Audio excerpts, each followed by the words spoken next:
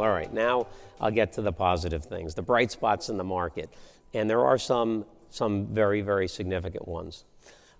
If you look at the development market in the city, as I mentioned in this cycle, 90 million buildable feet of sites sold in Manhattan. But for the last year, the volume of land sales has been extraordinarily small. And so you would think that land is very difficult to sell today. Couldn't be further from the truth. One of the best sectors that I want to be selling buildings in today is land. We have 67 development sites across New York City. We have very good activity on almost all of them, and it doesn't matter what the end use of that site is, whether it's going to be for hotel construction, residential rental, residential condo, office. The activity that we have has been surprising, albeit price levels are lower than they were at the peak of the market, but still the number of developers that are coming into the city from outside the city that want to build here is remarkable. And also one of the things that we're seeing is because of the new rent regulation reforms and the fact that a lot of folks who for decades have only bought apartment buildings that were subject to rent regulation, they don't want to buy those buildings anymore.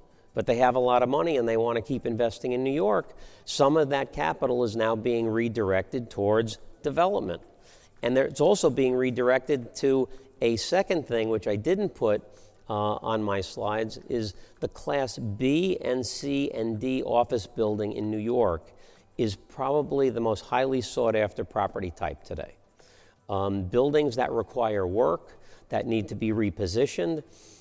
Typically, when we bring an asset to the market, if we get 80 to 100 investors that sign a confidentiality agreement that want the full offering memorandum on a property, we get 80 to 100, that's considered really, really robust activity.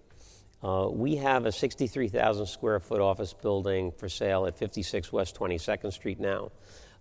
It's been owned by the same family for over 50 years. The building's half empty, the other half rolls by the end of 2021. 242 signed confidentiality agreements on that building. We had a bid deadline a couple of weeks ago, 57 offers on the property. I haven't seen activity like that since 2007, right? And a lot of the buyers who are interested in that building are folks who historically have only bought apartment buildings, but they don't want to touch that sector anymore. So Class B, C, and D office buildings are doing great also. Retail assets. Retail has been taking its lumps for quite a while now, but majority of market participants believe that retail rents bottomed out and that now is the time to get into retail. So that's a very, very interesting dynamic also. And if you look at the top trades of retail properties in 2014, 2015, you were seeing trades at $20,000 a foot and $30,000 a foot in New York. For the past couple of years, even the best retail was selling at about $8,000 a foot. So people are believing that there may be some value in retail. Retail stopped going down. Now's the time to look to buy retail assets. Foreign capital flows. Okay, everybody says there's no foreign investment in New York anymore. The big Chinese institutions are out of the market and nothing's happening. That could not be further from the truth. Yes, Chinese institutional capital as well as a lot of other institutional foreign capital really inflated the market in 2015 and 2016. I mean, up until that time, if there were $3 or $4 billion of foreign capital invested in the New York City marketplace in a year, that was considered really good. In 2015, we had $22 billion of foreign capital invested in the city, which was really remarkable. In fact, $25 billion. In 2016, $17.2 billion.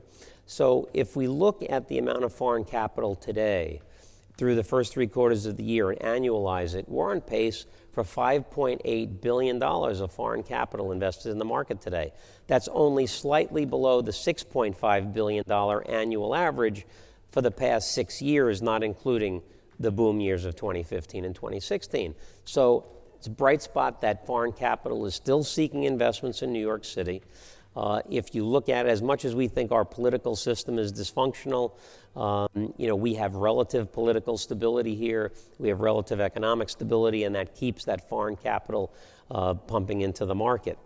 The industrial market, and I know Andrew Chung was here a couple of minutes ago, but he's one of the leading investors in the industrial market. Oh, Andrew, sorry, you're right in front of me. See that? I thought you were sitting over there before. Andrew's done an unbelievable job, along with some other folks, really taking advantage of a desperate need for modern industrial space in the city. The industrial vacancy rate in New York City today is 3.2%. In the Bronx, 1.5%. I mean, those numbers are incredible. I don't think they've ever been as low as that. There's about 290,000 square feet of industrial space under construction, another 4.7 million feet that's scheduled to come to the market within the next 4 years. And year-to-date, total net absorption of industrial in the city has been 1.5 million feet. I mean, those are remarkable statistics. So that is absolutely a bright spot in the market. And Andrew, congratulations and kudos to you for doing such a great job in that space.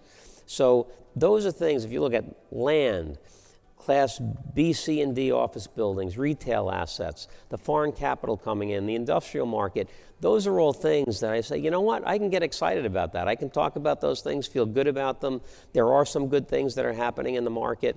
And, we had a head fake. I'm going to go back to the dollar volume of sales chart in, if we look at 2018, you see that we had a bump. The dollar volume of sales increased in 2018. 3/4 of the way through 2018, I said, we're coming out of this correction. This correction's been going on for a long time. Normally, corrections in the investment sales market last about 3 years or so.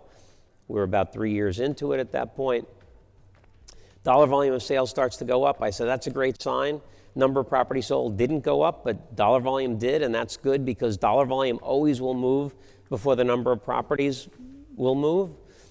And I really thought that that was going to take us out of it, and then people started talking about what was going to happen with rent regulation reform, how that might impact the market, and it seemed like it took some of the air out of the balloon.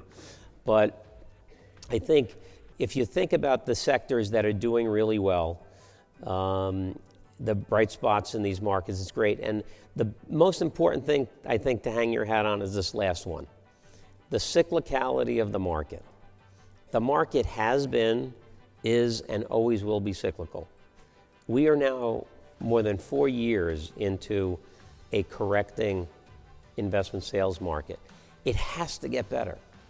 It has to. I think that the headwinds that we have, things go up, things go down, things can be overcome. Political climates change. I think the fact that there are still a lot of people that want to come live and work in New York City is a positive thing. And if we realize that what goes up must come down and what goes down and has been down for a long time is bound to go up, it's just a matter of sticking around until things get better. So hopefully that shines a little bit of good news on the market. It was great chatting with you guys today, and have a great rest of the afternoon.